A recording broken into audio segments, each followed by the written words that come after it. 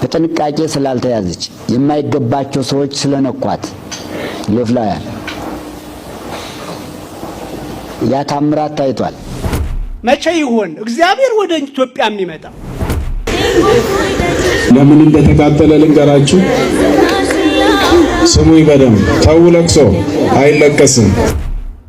ዋናው ጥቅም ግን ጾመ ነቢያት ክርስቶስ እንዲገለጥ አድርጎ ግብረ ሰዶም ነኝ የምኖረውም ኢትዮጵያ ውስጥ ነው። ይሄው ስወለድ ጀምሮ የምወደው ወንድ ነኝ። አባ ቅዱስ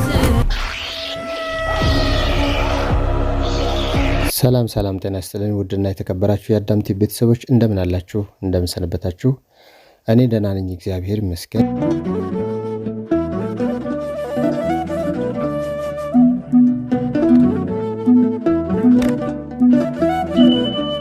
የምትመለከቱት ቤተክርስቲያን ሌሊቱ በእሳት አደጋ ሙሉ በሙሉ መውደሙ ተሰምቷል።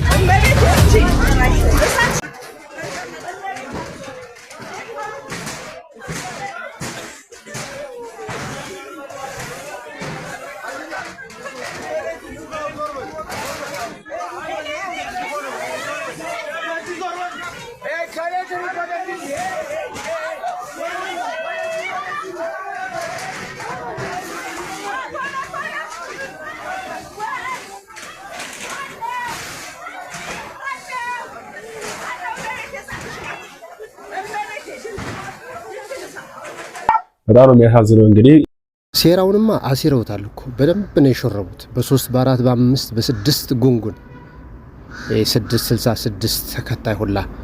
ነገር ግን እግዚአብሔር አንዴ በደሙ የመሰረታት ናትና ቤተክርስቲያን አትፈርስም። በመሃል አዲስ አበባም ምንም እንኳን ብትቃጠል ቤትም ቦታ ብትነድም በንጹህ ግንብ ስትሰራ ተሻሽላ በደንብ ሲያምርባት አየን እንጂ የጎደለባት ነገር አላየንም። ይብላኝላችሁ ለአቃያጣዮቹ ለአንዳጆቹ በሰማይ ለምትነዱት ለምትቃጠሉት እንጂ በምድር ያሉት ሰዎችስ በረከትን ያገኙ ዘንድ ኪሳቸውን ለአስራት ለበኩራት ለምጽዋት ያልተዘረጋ እጅ በዚህ ምክንያት ይዘረጋና ቤተክርስቲያን ትሰራለች። እነሱም ይጸድቃሉ፣ ሰዎቹ ማለት ነው፣ ሰጪዎቹ። እናም ወዮላቸው ለነዛ። የእግዚአብሔር አሰራር ድንቅ ነው። እንዲህ እያለች ግን ዓለም ታልፋለች። በኋላ ሚዛን ላይ ለመቀመጥ በጣም ይቸግረናል። መልካም የሰራ በመልካም ሚዛን፣ ክፉ የሰራ በክፉ ሚዛን።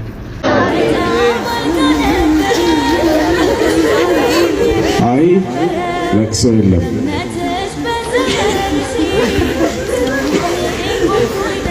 ለምን እንደተቃጠለ ልንገራችሁ። ስሙኝ በደንብ ተው፣ ለቅሶ አይለቀስም፣ ነውር ነው። ታቦት ፊት ምስጋና ልልታ ነው እንጂ እንባ የለም። እግዚአብሔር ይባርካችሁ። ለምን እንደተቃጠለ ልንገራችሁ። መስማት ትፈልጋላችሁ? ይህ ቤተ መቅደስ የተቃጠለበት ዋነኛው ምክንያት ሌላ የተሻለ ቤተ መቅደስ እንዲሰራ ነው። ስለዚህ መስራት አንችልም። በቆርቆሮ የተሰራ ቤተ መቅደስ ነው አይደል? እግዚአብሔር የሚመለክበት ቅዱስ ሥጋው ክቡር ደሙ የሚፈተትበት በሰማዕቷ በቅድስት አርሴማ ስም የታነጸና አምልኮተ እግዚአብሔር የሚፈጸምበት የክርስቶስ ሥጋና ደም የሚቀርብበት ግን ትንሽ የሆነ ደረጃውን ያልጠበቀ ቤተ መቅደስ ስለነበረ የተሻለ እንዲሰራ እግዚአብሔር ምክንያት አድርጓል። ውድና የተከበራችሁ የአዳም ቲቪ ቤተሰቦች እንግዲህ ዛሬም ልዩ በሆኑና ወቅታዊ በሆኑ ዝግጅቶች መተናል። ነገሮችን ሁሉ በማስተዋል ማየት እንዳለብን የሚያስገነዝብ ፕሮግራም ነው። ግብረ ሰዶም ነኝ የምኖረውም ኢትዮጵያ ውስጥ ነው። ይሄው ስወለድ ጀምሮ የምወደው ወንድ ነኝ። ከወንድ ጋር ሴክስ ማድረግ ወዳለሁ። አለቀ። ይሄ ልጅ እንደዚህ ያደረገ እንቃወማለን፣ ግብረ ሰዶምን እንቃወማለን ምናምን ልላችሁ አይደለም የመጣሁት። ብቻ ይሄ ቪዲዮ እንዳይጠፋ የቻላችሁትን ያክል ኮፒ ሊንክ እና ሪፖስት አድርጉት። በጣም ቀላል ነው። ህብረተሰቡ ከመንግስት ጋር አንድ ላይ ቢሰራ ይሄ ልጅ የማያውቀው ሰው የለም።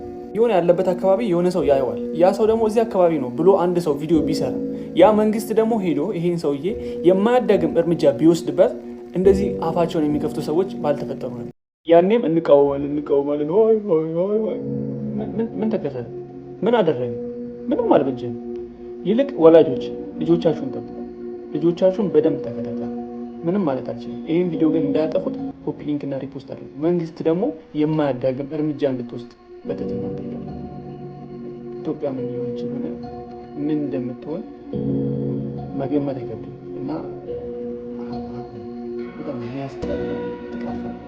ይህ ደግሞ እንግዲህ ሰሞኑን በማህበራዊ ሚዲያ ሲንሸራሸር የተመለከታችሁት እጅግ በጣም የሚዘገንንና በመላው ዓለም ማለት ይቻላል በኖህ ዘመን የጠፉት 70 አቱካት በውሃ እንግዲህ የግብረ ሰዶማዊ ስራቸውን ያጠፋቸው 70 አቱካትን በውሃ 70 ሰዶምን እንዲሁ በእሳት ያጠፋበት እንጂ ዓለም የጸደቀችበት ወይም ዓለም በረከት ያገኘችበት አሰራር አይደለም።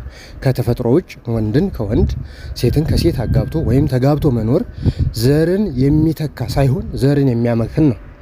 የመላው ዓለም ሴራ ሰው የሰው ልጅ ዘርን እንዳይተካ ሰው ተወለደ ማለት እግዚአብሔርን የሚያመሰግን ፍጥረት መጣ ማለት ነው። እግዚአብሔር እንዳይመሰገን የሚያደርግ የአጋንንት አሰራር ነው። ስለዚህ ይሄ ዘርን የሚያመክን እንጂ የሚያጸና አይደለም። ይህ በረከትን ሳይሆን መቅሰፍትን ነው የሚያመጣው።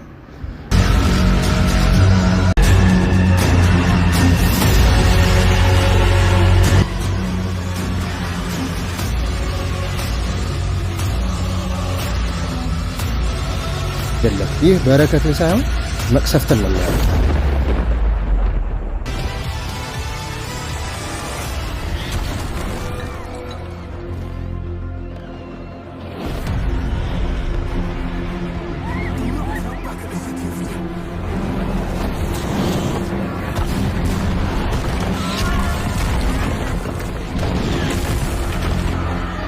ግብረ ሰዶም ነኝ። የምኖረውም ኢትዮጵያ ውስጥ ነው። ይሄው ስወለድ ጀምሮ የምወደው ወንድ ነኝ። ከወንድ ጋር ሴክስ ማድረግ ወዳለሁ። አለቀ።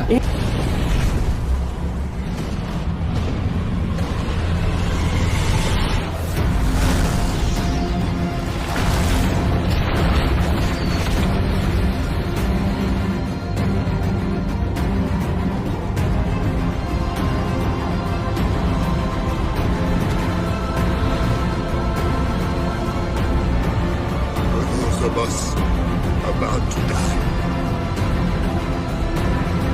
We salute.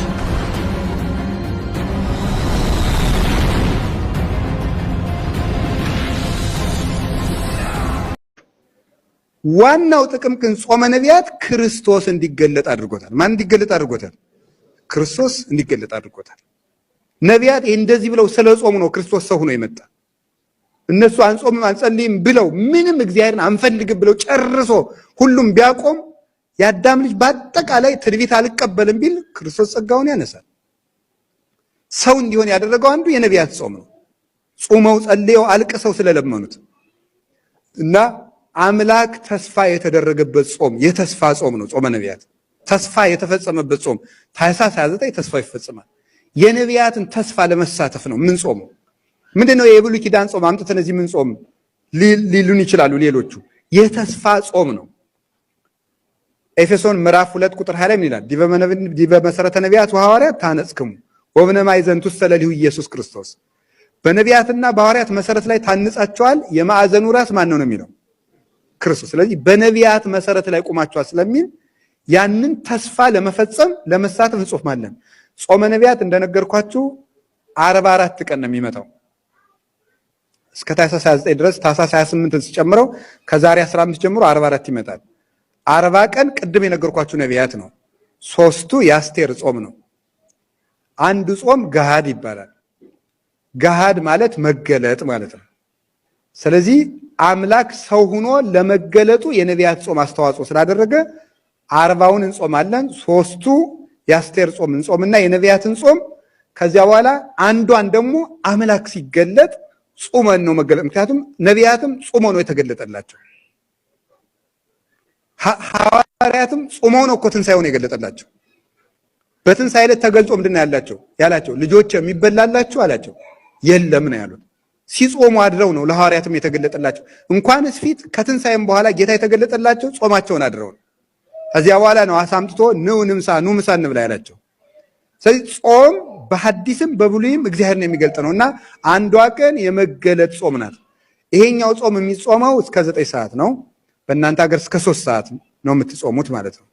3 ሰዓት ፒኤም ድረስ ነው የምትጾሙ ማለት ነው። እንድትጾሙ 1 ሰዓት ሳትቀንሱ እንድትጾሙ። እሺ አዎ ጾሙ። አንድ የመጨረሻው ገሃድ እስከ ምሽት 1 ሰዓት ነው የምትጾሙ፣ ወይም በእናንተ ሀገር እስከ 7 ሰዓት ማለት ነው። እስከ ምሽቱ 1 ሰዓት ድረስ ነው የሚጾሙ የመጨረሻው ገሃድ። ያቺ የሆነችበት ደግሞ ምክንያት አለው። በዘመነ ዮሐንስ መቼ ነው ጾሙን የምንጀምረው? በ15 ነው አይደለም? የምንገድፍ መቼ ነው?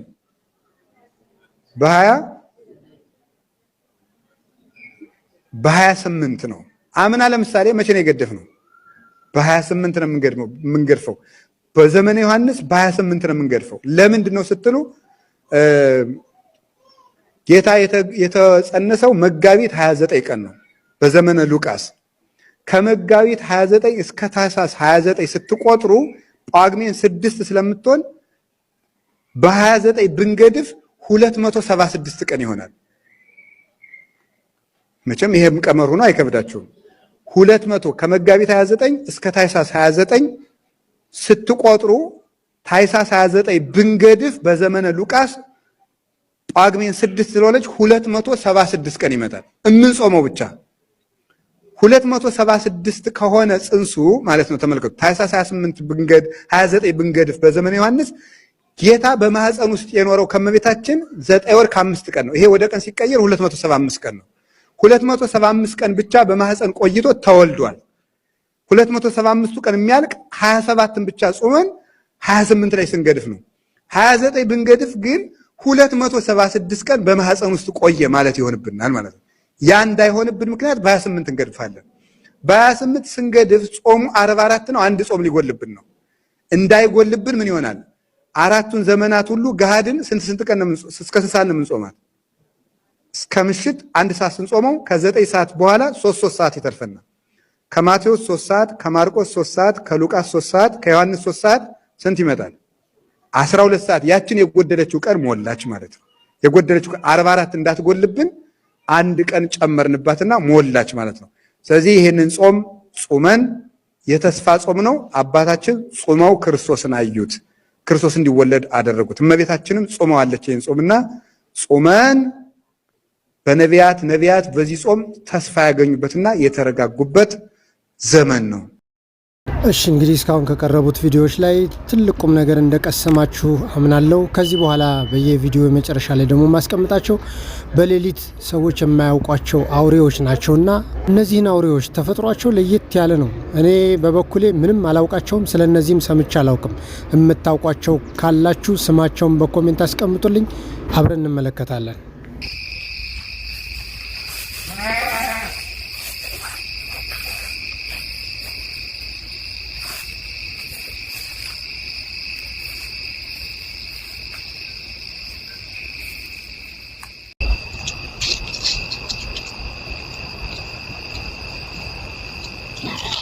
Ah!